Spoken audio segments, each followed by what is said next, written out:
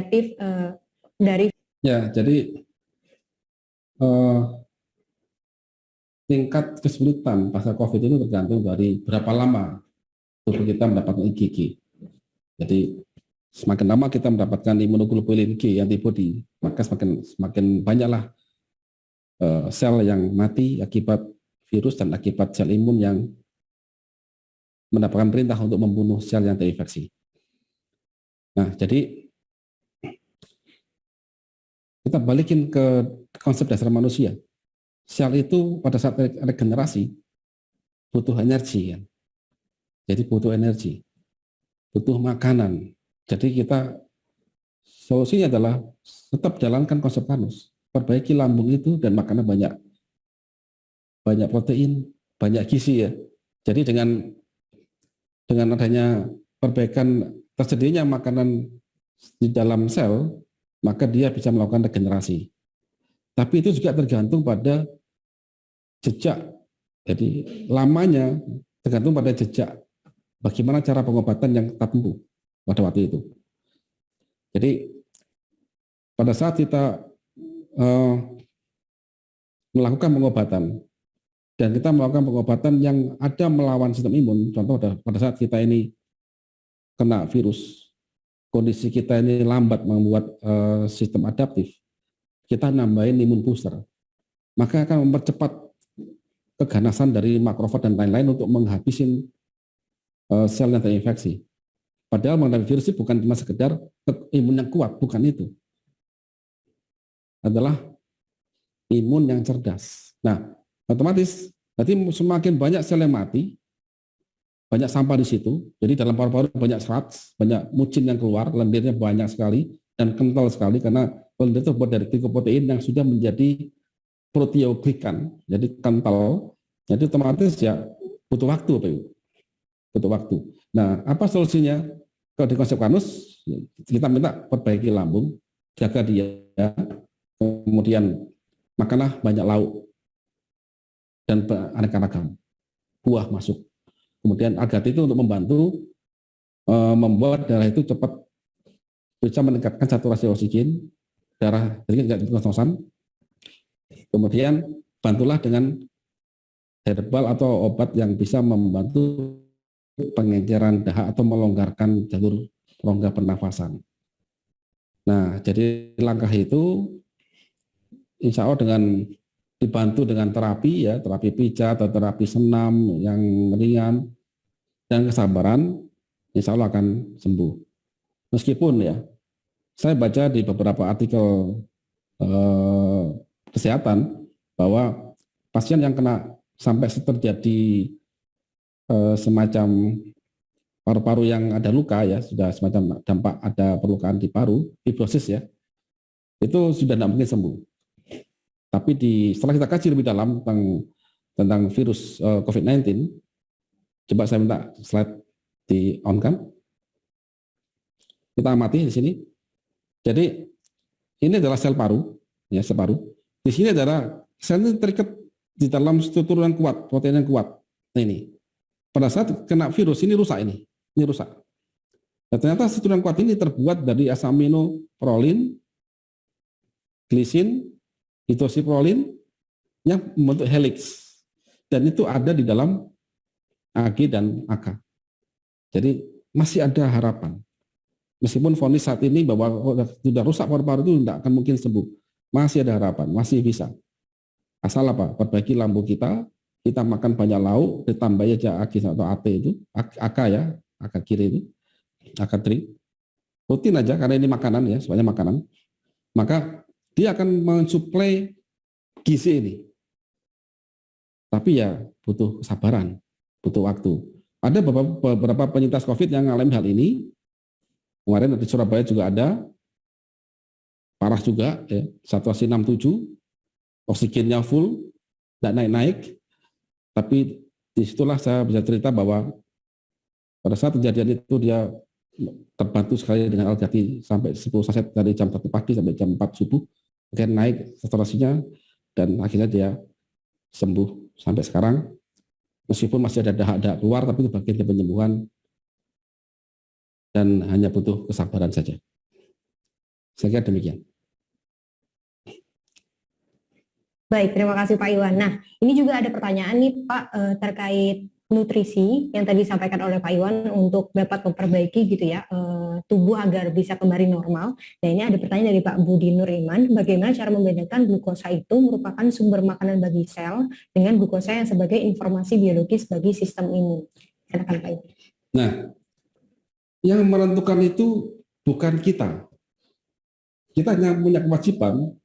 Yang pertama adalah kita harus memastikan bahwa metabolisme tingkat sel kita berbicara dengan baik.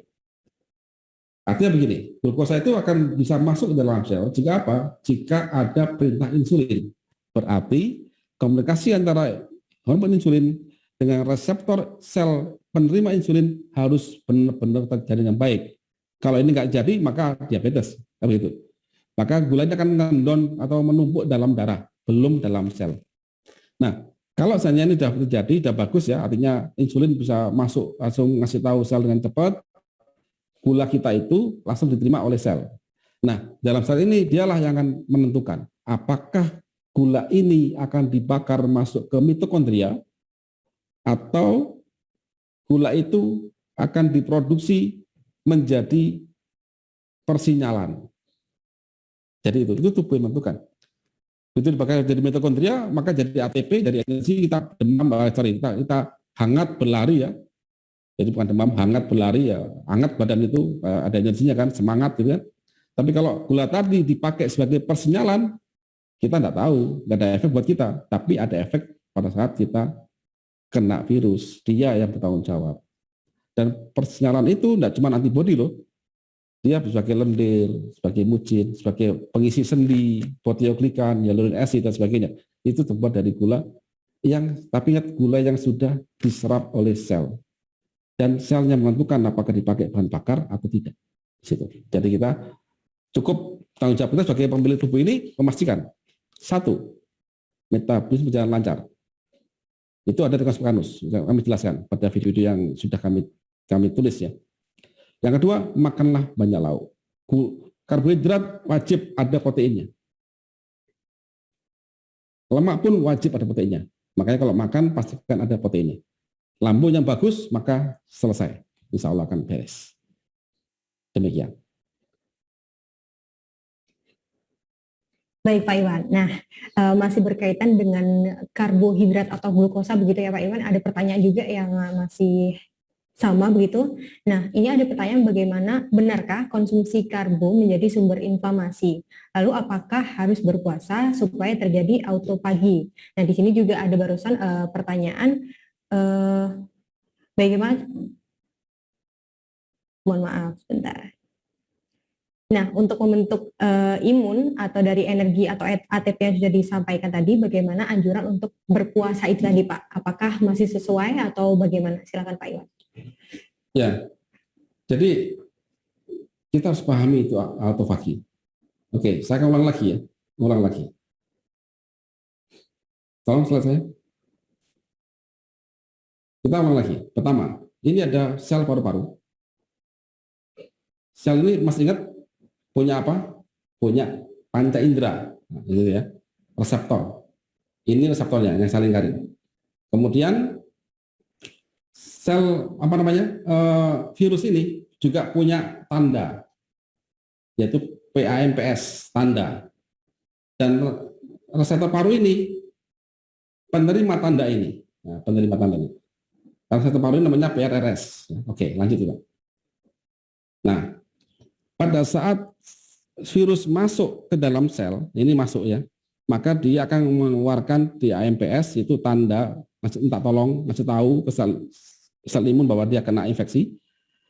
Yang kedua ada interferon, ngasih tahu tangga sel sebelah untuk melakukan proteksi ya, dengan ada mucin dan sebagainya, antibodi A, dan ada histamin. Nah, ada autofagi. Autofagi itu apa sih? Jadi gini Bapak Ibu, pada saat kita ketemu orang jahat,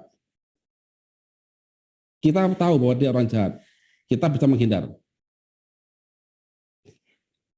Tapi kalau pada saat orang jahat tadi memukul kita,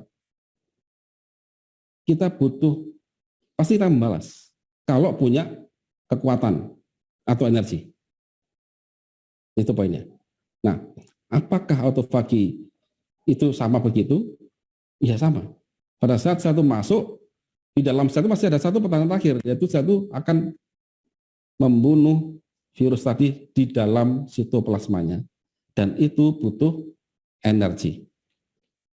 Itu butuh energi. Sehingga tidak tepat kalau pada saat kita menginginkan sel autofagi dan kita malah mereduce atau mengurangi makanan yang diterima oleh sel.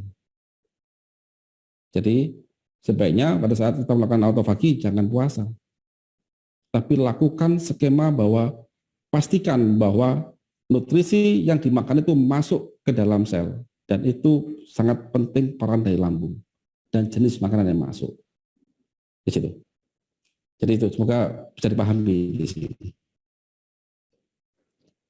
Baik, terima kasih Pak Iwan atas penjelasannya. Masih berlanjut untuk pertanyaan berikutnya Pak Iwan. Tadi ada yang sempat menyampaikan bahwa beliau sempat menyimak diskusi Prof. Tamin pada Dede bahwa COVID virus itu virusnya tidak terlalu banyak atau sedikit, yang menjadi masalah adalah badai sitokin. Nah, apakah hal tersebut memang ada Pak untuk terkait badai sitokin dan penjelasan dari Prof. Tamin pada Dede? Silakan Pak Iwan. Ya, jadi begini. Lanjut lagi. Tolong next, saya. Lihat ya, lanjut. Pada saat sel paru-paru ini terinfeksi virus, maka dia melakukan satu namanya DAMPS. DAMPS itu adalah Damage Associated Molecular Pattern. Di mana ini akan dilihat oleh sel imun, ini sel imun ya, bahwa ini tanda bahwa sel ini terinfeksi sehingga dia punya undang-undang atau punya perintah bunuh dia. Dan DAMPS ini adalah sitokin juga. Sitokin sinyal. Jadi sitokin banyak, ada DAMPS, ada interferon, interleukin banyak, itu sinyal. Nah, sinyal untuk supaya dibunuh ini DAMPS dikenali oleh makrofag. Ingat, makrofag ini adalah kalau kita polisi reguler yang menghadapi demonstrasi dan lain-lain itu.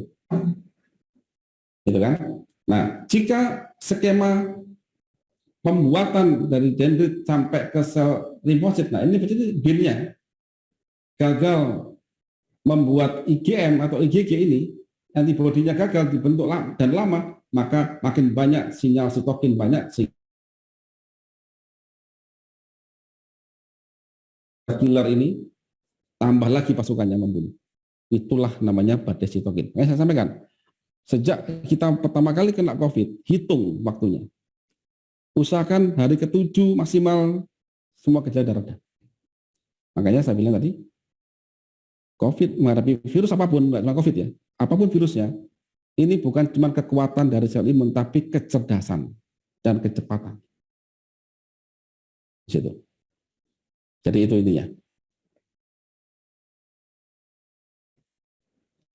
Baik, terima kasih Pak Iwan atas penjelasannya. Kemudian ada yang berkonsultasi nih Bapak, beliau menginformasikan bahwa ibu dari beliau itu terkonfirmasi positif COVID dan masuk hari 11 sampai 12. Nah, kondisi sudah membaik, sudah bisa makan walau sedikit, akan tetapi keluhannya itu masih perut terasa perih dan masih batuk. Kemudian dari batuk tersebut juga sering keluar dahak putih yang kental. Nah, apakah dahak yang keluar tersebut adalah pertanda dari perbaikan atau pertanda bagus begitu Pak? Nah, dari informasi riwayat beliau itu memiliki sakit lambungnya akut, sehingga awal-awal COVID itu makan 1-2 sendok makan aja sudah muntah dan punya riwayat diare juga pada saat COVID. Saat ini hanya bisa mengkonsumsi atau hanya mau mengkonsumsi AG saja, belum beralih ke AT, begitu, belum menambahkan AT. Mohon sarannya Pak Iwan untuk kondisi dari ibu beliau. Silakan Pak Iwan. Ya, berarti kalau ada sudah hari ke-11 tadi ya, hari ke-12 berarti mungkin kemungkinan masuk ke long COVID. Tolong saya. Jadi masuk ke long COVID, di mana pembuatan IgG ini di atas 7 hari. Maka sebaiknya kalau memang di rumah, Kalau di sini kan di Surabaya kan enggak boleh kita isolasi mandiri, enggak boleh harus ke rumah sakit. Nah kalau di tempat Ibu masih membolehkan isolasi mandiri, ya coba siapkan tabung oksigen untuk jaga-jaga saja. Kemudian lendir yang kental itu adalah sebenarnya lendir pertahanan diri. Jadi itu kalau bisa keluar bagus, justru itu harus keluar.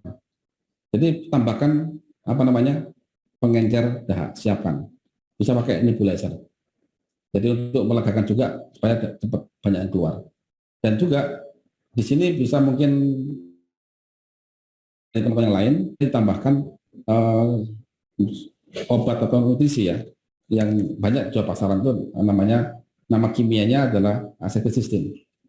Nah itu nggak apa-apa, salah dipakai aja. Dan dia bisa memotong rantai sulfida untuk supaya dahannya tuh bisa kental, bisa encer sehingga mudah dikeluarkan. Nah, nanti perbaikan ini akan seiring dengan banyak dahak keluar, maka insya Allah akan makin baik dan akan makin cepat sembuh. Nah, sedangkan masalah perut, jika memang masih bisa tahan dan tidak ada masalah, artinya bisa tahan tanpa ada obat penetral asam lambung atau PPI, cukup AG sereal tanpa ampas saja. Kemudian kasihlah makan makanan yang kaya gizi. Tapi jika seandainya tidak kuat, nah di sini pengecualian silakan menggunakan obat-obat sementara untuk simptomatik pada lambung, tapi tambahkan AK. Karena AK ini yang akan menjadi nutrisi cepat sampai. Karena saat lambung karena obat mah itu, lambung itu sudah kehilangan fungsi. Mayoritas kehilangan fungsi, mungkin 80% kehilangan fungsi, sehingga gagal untuk mencerna makanan. Sehingga otomatis harus suplai makanan yang ready, yang siap untuk diserap oleh usus. Dan itu kami sematkan di AK. Jadi AG sama AK. Jika sudah memungkinkan, tambahkan AT. Nah AT ini membantu untuk mempercepat. Karena tadi kan belum minum AT ya, karena sakit perut, maka AT belum bisa masuk, otomatis ada terjadi apa namanya dahaknya kental itu. Tapi seandainya sudah bisa masuk AT itu akan membantu supaya lebih cepat encer dan oksigen cepat bisa diambil oleh darah sehingga proses penyembuhan akan lebih cepat. Nah, demikian.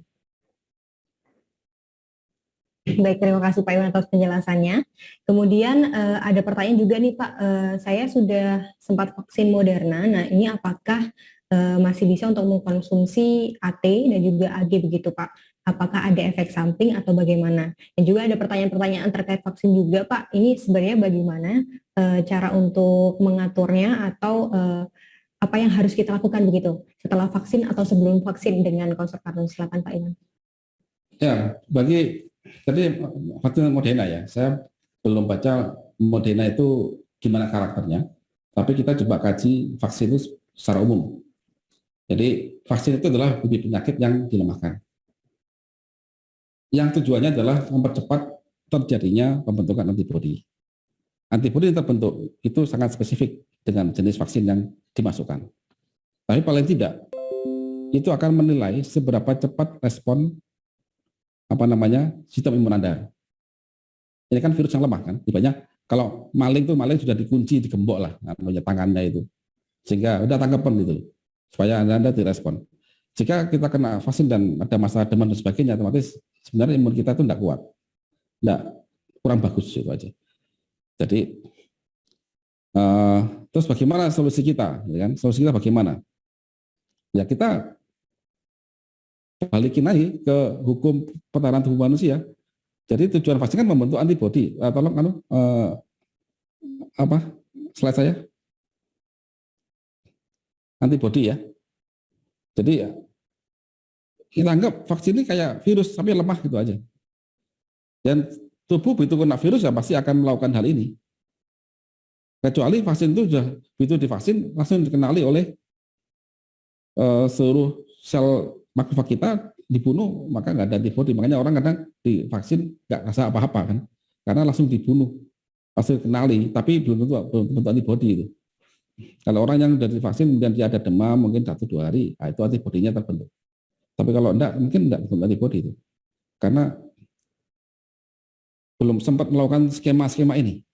Ini skema ini belum dilakukan. Tujuan kita adalah membentuk antibodi G ini. Jadi bagaimana upaya kita? Kita kan nggak mau jadi, kan banyak berita itu biji vaksin ada yang sampai parah dan sebagainya. Kita nggak mau, tapi kita juga nggak mau biji vaksin nggak ada antibodi kan gitu ya, nggak terbentuk antibodi. Maka kita tengah-tengahnya perbaiki sistem lambung kita, perbaiki sistem imun kita. Supaya mudah kok. Imun itu sudah given sama pencipta. Kita tinggal kasih aja manusia ini, kasihlah dia makanan yang bagus, perbaiki lambungnya, lambung itu gerbangnya, makanan yang bervariasi, istirahat cukup, olahraga yang cukup ya, sudah itu akan terbentuk sendiri. Nah, tujuan kita pada saat kita kena vaksin, ya percepatan kita bikin IgG ini. Kalau bisa saya 2 hari dapat kena IgG, sudah dapat, sudah langsung terbentuk. Gimana cara buktikannya? Ya mungkin cek lab ya, imunoglobulin saya berapa itu IgG saya gitu. Itu untuk ngetes. Jadi kalau setelah vaksin apakah saya boleh minum AGAT? Justru wajib waktu itu. Supaya merespon cepat, wajib itu. Justru banyakkan tim kita sebelum vaksin penerapan konsep kanus dengan ketat, lebih sangat ketat, kemudian langsung vaksin antibodinya ini. Jadi demikian.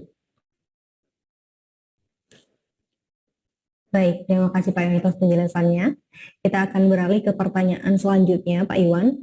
Ada pertanyaan juga, Pak Iwan.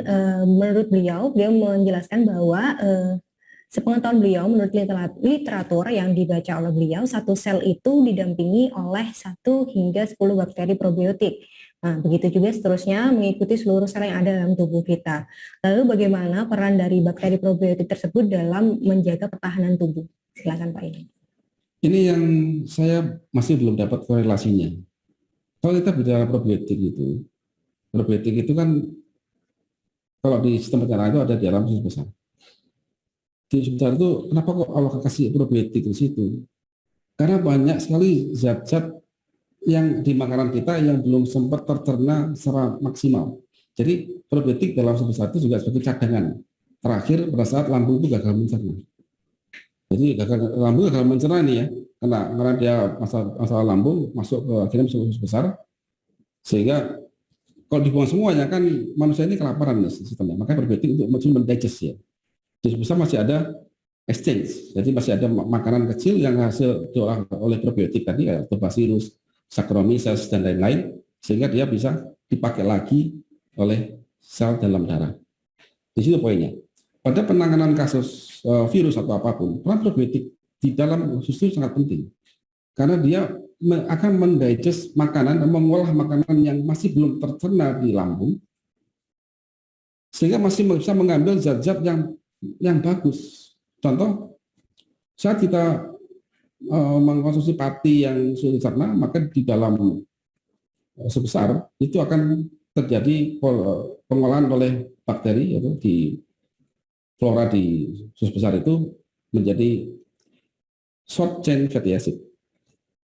Short chain fatty acid itu penting untuk sel otot dan sel tubuh yang lain. Itu apa? Karena short chain fatty acid itu mudah dicerna oleh sel. Jadi pada saat kita ini punya flora yang bagus di usus besar, maka ini akan mensupport sistem. Nah, sedangkan kalau probiotik yang ada di dalam darah, ini yang saya masih kurang tahu dan ini masih harus kita kaji lebih dalam. Nah, kita kaji lebih dalam. Intinya kalaupun itu ada, apa yang terlakukan di dalam konsep kanus ini adalah tidak melawan hal itu. Jadi kita akan kasih support nutrisi dan intinya adalah kita kasih makanan ke mereka, baik bakteri ataupun atau sel kita, ya dia lebih mudah punya monomer dibanding dia mendapatkan polimer. Apalagi darah ini tidak bisa ngambil polimer, harus monomer di situ. Jadi ini poin pentingnya di dalam kasus masalah kajian tentang probiotik tadi. Jadi saya tambah lagi, jadi pada kasus infeksi virus, apakah kita boleh minum probiotik? Nggak apa-apa. Probiotik nggak apa. Jadi probiotik yang paling gampang ya makan tape, itu paling gampang ya. Atau yogurt, ya bikin yogurt atau fermentasi apa. Ini itu adalah dia akan memperkaya flora dalam usus besar kita. Tapi kalau sampai dalam darah ini saya tidak tahu, karena darah itu punya zat darah putih. Zat darah putih di mana dia akan, karena nanti saya baik lagi di sini ya. Nah, tolong slide saya. Sel ini sel asing itu akan membuat PMPS ini. Apakah probiotik yang baik itu yang dalam darah ya, lagi dalam darah, itu mengeluarkan PMPS sehingga dikenali oleh patogen makrofag ini untuk dibunuh, atau dia dikenali sebagai sel sahabat? Ini yang saya nggak tahu. Kalau di usus besar, itu dikenali sebagai sahabat. Sehingga dia tidak serang, kecuali jumlahnya sangat banyak. Kalau sangat banyak, otomatis ada polisinya, tidak boleh. Ada batasannya.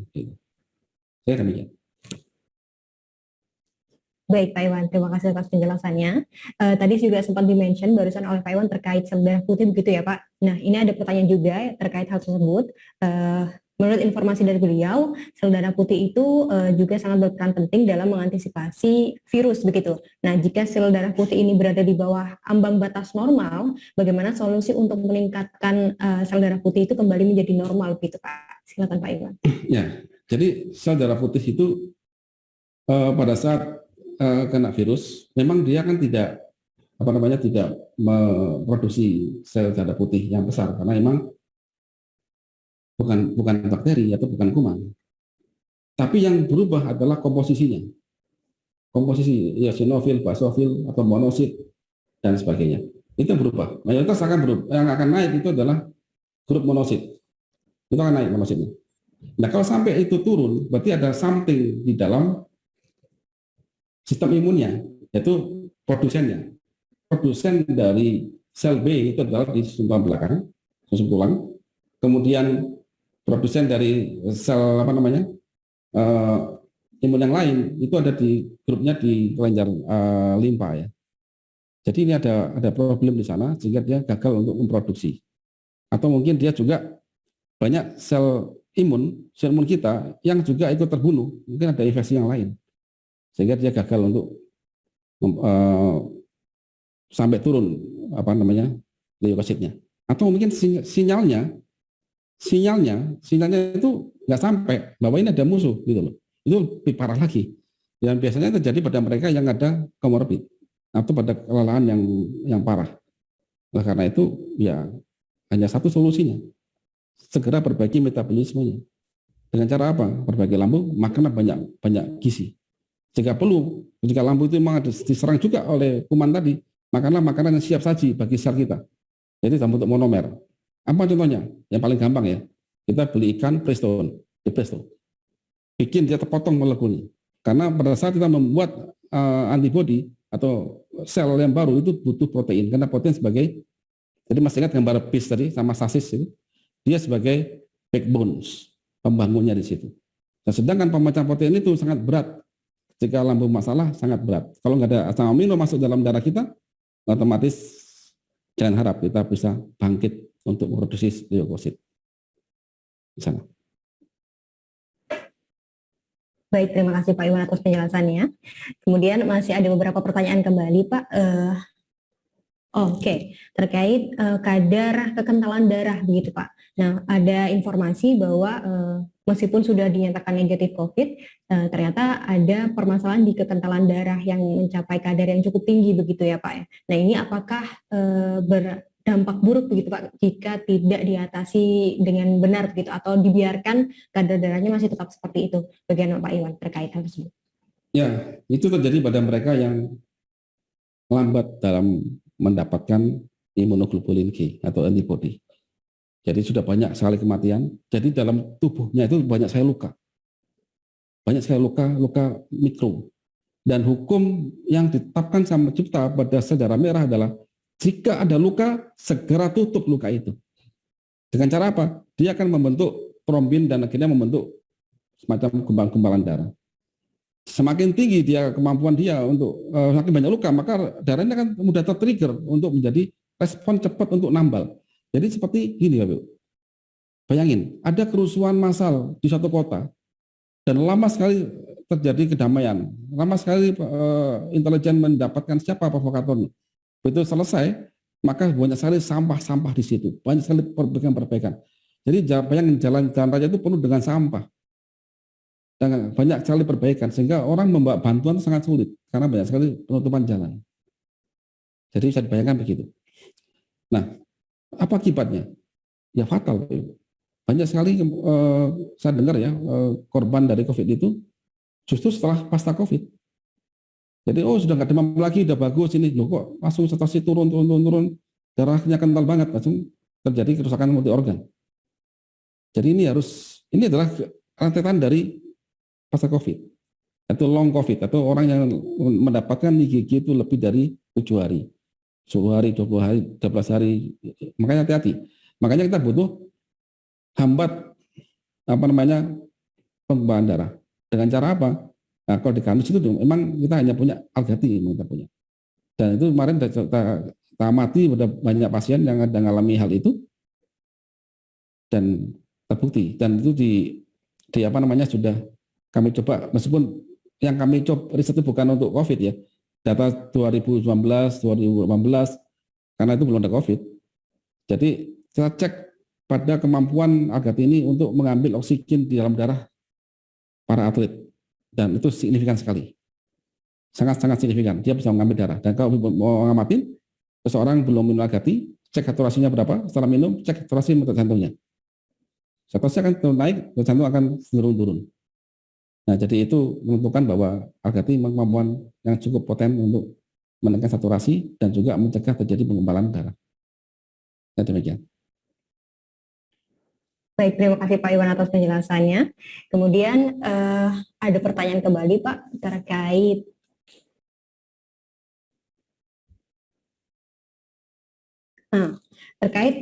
virus itu sendiri Pak. Nah, apabila orang tersebut sudah dinyatakan sembuh dari COVID-19 atau dari virus COVID-19 itu, apakah status virusnya itu mati Pak? Nah, apakah dari kondisi itu bisa dinyatakan tidak dapat menularkan virus tersebut kepada orang lain? Silakan Pak Iwan. Ya, jadi kalau sudah sembuh, jadi gejala sudah nggak ada, kemudian sudah normal lagi, kemudian artinya di tes yang kita punya alat tes ya, contoh tes darah, berapa leukositnya, berapa monositnya, dan sebagainya. Artinya di darah itu sudah nggak ada lagi tanda bahwa ada infeksi, ditambah lagi data PCR, ya sembuh, sudah mati virus itu. Artinya tubuh sudah punya antibodi. Jadi tidak menular. Tapi jangan lengah. Mutasi lagi, ya kita yang sudah punya antibodi belum tentu langsung siap dalam waktu 1-2 hari. Enggak. Jadi harus tetap waspada saja pada next mutasi jika terjadi. Gitu. Oke, siap. Terima kasih Pak Iwan atas penjelasannya. Kemudian terkait pertanyaan-pertanyaan ini berkaitan dengan vitamin C dan juga vitamin D begitu ya Pak. Terus karena saat ini banyak fenomena orang-orang itu berburu begitu vitamin C dosis tinggi, kemudian vitamin D dosis tinggi. Nah, ini apakah ada hal khusus gitu Pak yang harus dipertimbangkan atau mungkin dosisnya yang tepat itu seperti apa agar penyerapan dari vitamin-vitamin tersebut juga lebih optimal dan tidak membahayakan bagi tubuh? Silakan Pak Iwan. Ya, tolong slide saya. Nah, kita coba bahas vitamin C. Asam ascorbat. Ini bentuk molekulnya. Ini bentuknya ya. Kalau seandainya kita jadi satu, vitamin C ini begini bentuknya gitu ya. Cuman ini nggak kelihatan mata kita. Vitamin C itu fungsinya itu apa sih? Dia kofaktor enzim. Jadi dan juga punya kemampuan antioksidan. Jadi kofaktor. Kalau kofaktor berarti sudah ada faktornya, gitu kan? Kofaktor, faktor. Co-pilot, harus ada pilotnya, karena mungkin co-pilot bisa sendiri. Jadi dalam enzimatik, sebuah enzim yang ada koenzim, maka dia butuh kofaktor untuk melakukan tugasnya dia dalam proses enzimatik. Dan hampir semuanya proses dalam tubuh kita itu pasti ada proses enzimatik. Jadi kita butuh vitamin C. Itu ada dalam makanan, ada sayur dan sebagainya. Nah, berapa sih vitamin C yang ideal? Yang saat ini ya 1.000 mg per hari ya. Jadi cairlah vitamin C ini bukan segalanya Bapak Ibu. Bukan segalanya. Kalau kita overdosis vitamin C itu nggak tambah sehat.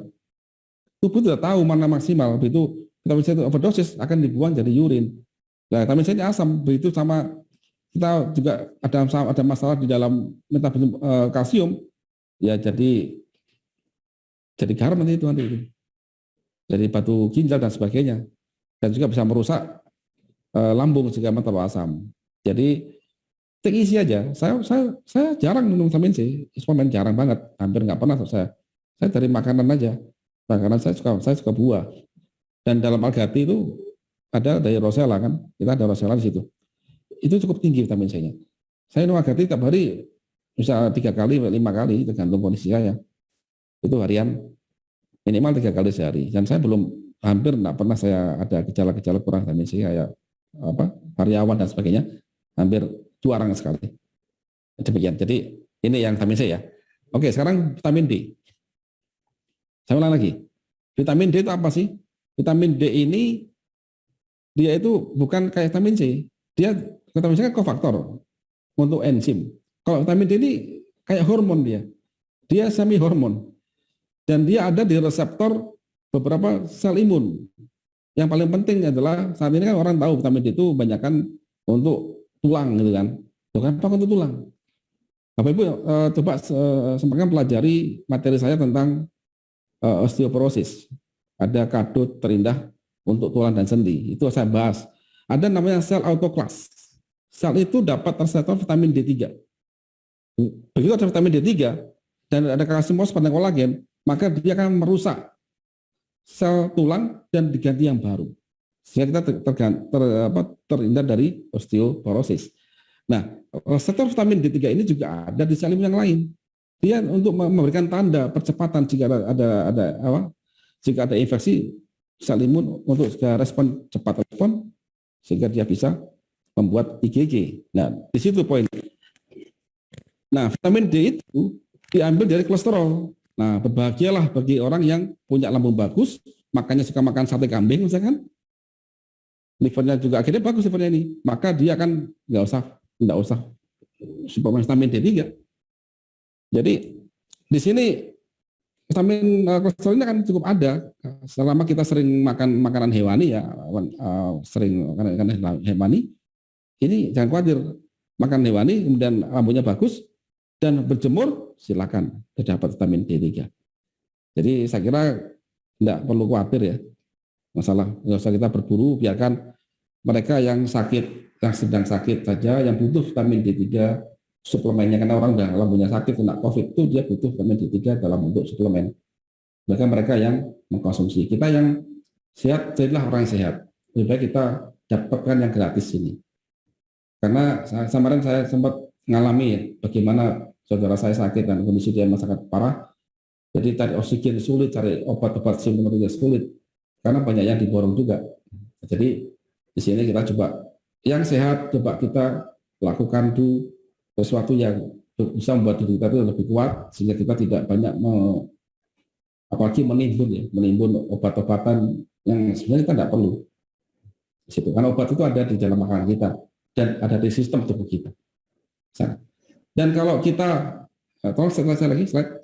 Jadi kalau misalnya seseorang ini lambungnya bermasalah, kemudian dia berjemur, ya nggak bisa ini, nggak akan bisa. Karena apa? Ya kan nggak ada bahan bakunya. Matahari ini mengkatalis D2 menjadi D3. Ini matahari mengkatalis. Dan kalau orang ini bermasalah di lambungnya, terus ya nggak bisa, nggak akan cukup.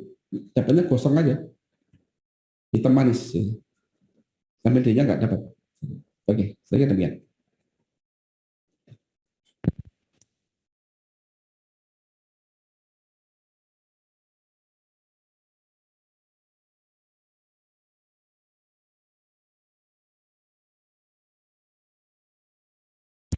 Dan juga terima kasih untuk Bapak Ibu sekalian sudah memberikan beberapa pertanyaan begitu ya. Mungkin ini ada sedikit pertanyaan penutup begitu Pak Iwan.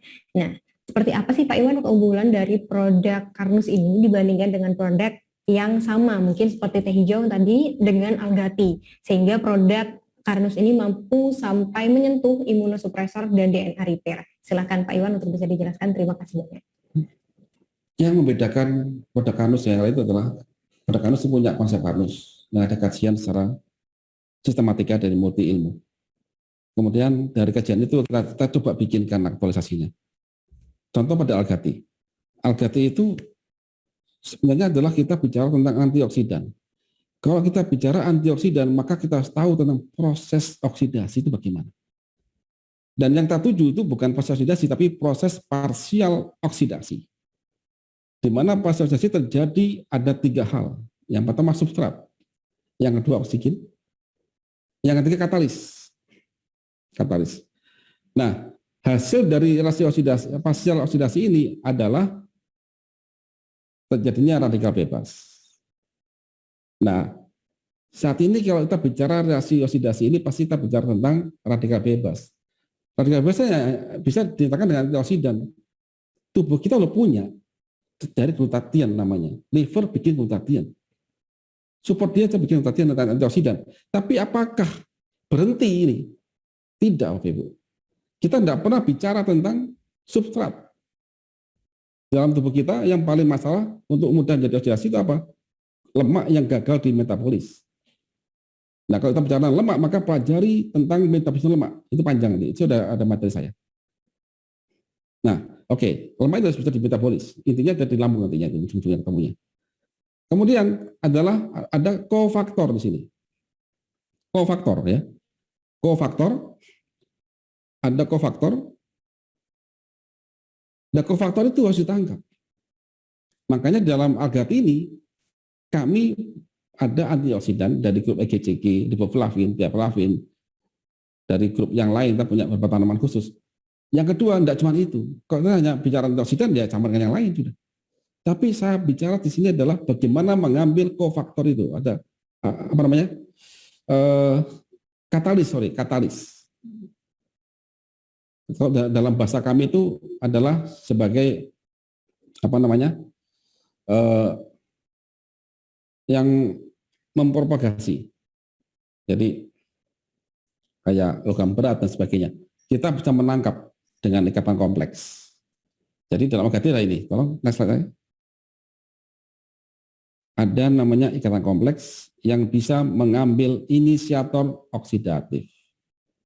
Jadi reaksi oksidasi dalam darah itu tidak akan pernah terjadi jika ada substrat, ada oksigen, tapi nggak ada inisiator. Ada substrat, ada oksigen, nggak ada inisiator akan lambat. Dan kalau kita hanya fokus ke antioksidan, kita hanya fokus ke hasil reaksi oksidasi, tidak mencegahnya.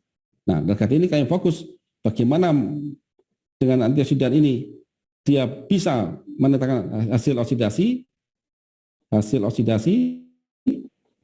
dan juga bisa mencegah namanya inisiator oksidatif.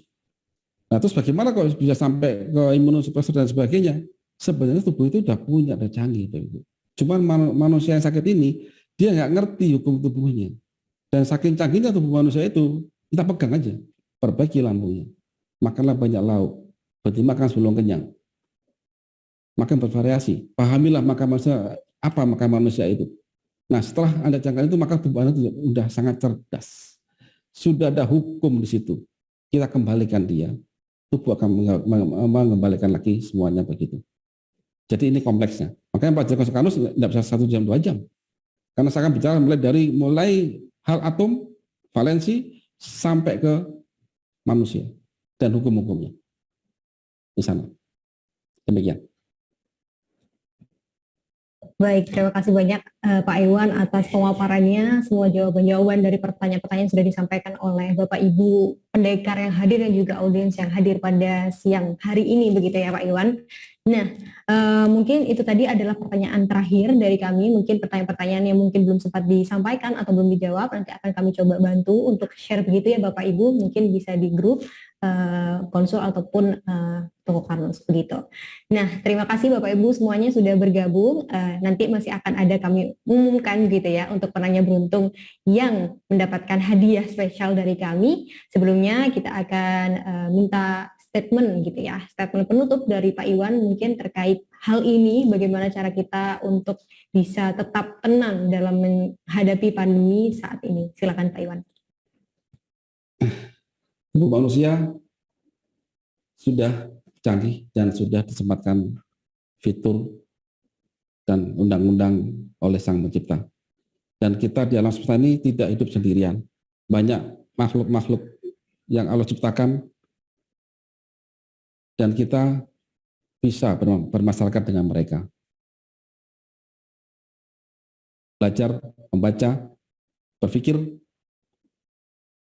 insya Allah akan memberi kita petunjuk karena Allah sudah berjanji bahwa Dia akan memberi pengetahuan pada manusia yang tidak mengetahui asal dia mau membaca. Karnus adalah suatu grup atau kelompok atau siapapun yang ingin belajar. Dan insya Allah kami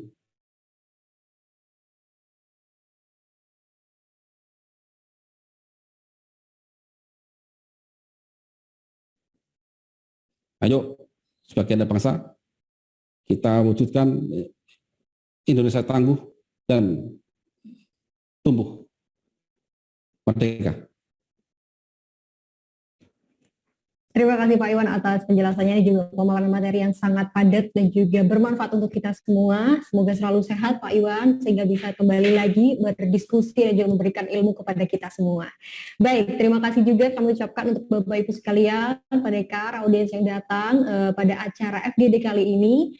Semoga selalu sehat dan kali ini akan kami informasikan untuk penanya beruntung yang berhak untuk mendapatkan hadiah spesial yakni Karnus Hand Sanitizer, Plasm dan juga AT Eko adalah Bapak Derajat Handoko. Selamat kepada Bapak Derajat Handoko, mungkin bisa menghubungi admin kami atau bisa chat ke room Zoom kali ini untuk memberikan informasi terkait alamat dan juga nomor telepon begitu ya Bapak Derajat Handoko. Selamat sekali lagi dan juga kami ucapkan terima kasih banyak untuk semua penanya yang sudah berkenan untuk memberikan dukungan melalui pertanyaan dan juga mampu untuk memberikan informasi kepada kami semua dan juga mau untuk bergabung dalam acara kali ini. Terima kasih banyak. Kami ingatkan juga untuk Bapak Ibu pendekar bahwa kali ini, di hari ini, tanggal 17, itu sedang berjalan promo untuk pendekar, Bapak Ibu pendekar di halaman back end untuk pembelian 17 box, 8 box, atau 45 box akan mendapatkan free hadiah spesial dari toko Karnus. Silakan Bapak Ibu untuk bisa cek ke back end Bapak Ibu sekalian, ke halaman pendekar Bapak Ibu sekalian, dan segera men-stok gitu ya produk-produk dari toko Karnus agar bisa mendapatkan hadiah spesial kali ini. Dan juga untuk Bapak Ibu berkunjung ke www.tokokarnus.com juga dapat membeli produk-produk yang sudah ada di sana. Salah satu juga Karnus Hand Sanitizer yang saat ini sudah ada di www.tokokarnus.com dan setiap pembelian sebesar Rp300.000 akan ada potongan ongkir atau subsidi ongkir hingga Rp10.000. Oke, jangan lupa untuk bisa selalu cek website kami di www.tokokarnus.com dan juga untuk edukasi terkait konsep Karnus juga bisa mengakses di www.konsepkarnus.com. Jangan lupa juga untuk memfollow sosial media kita di Facebook dan juga Instagram yakni @karnus.media dan juga @tokokarnus.official. Baik, terima kasih sekali lagi Bapak Ibu sekalian. Jangan lupa untuk selalu menjalankan prokes begitu ya, untuk selalu menjaga jarak, selalu mencuci tangan, dan juga selalu mengkonsumsi makan makanan yang sehat agar selalu terhindar dari bahaya dan juga virus dari COVID-19 kali ini gitu. Dan juga sekali lagi kami ucapkan selamat ulang tahun untuk Indonesia, Dirgahayu Indonesiaku yang ke-76. Semoga selalu menjadi negara yang maju, semoga menjadi negara yang kuat dan juga selalu hebat untuk seluruh warga negaranya. Terima kasih Bapak Ibu sekalian atas waktunya. Mohon maaf jika ada kesalahan baik kata maupun perbuatan dari saya. Akhir kata, wassalamualaikum warahmatullahi wabarakatuh.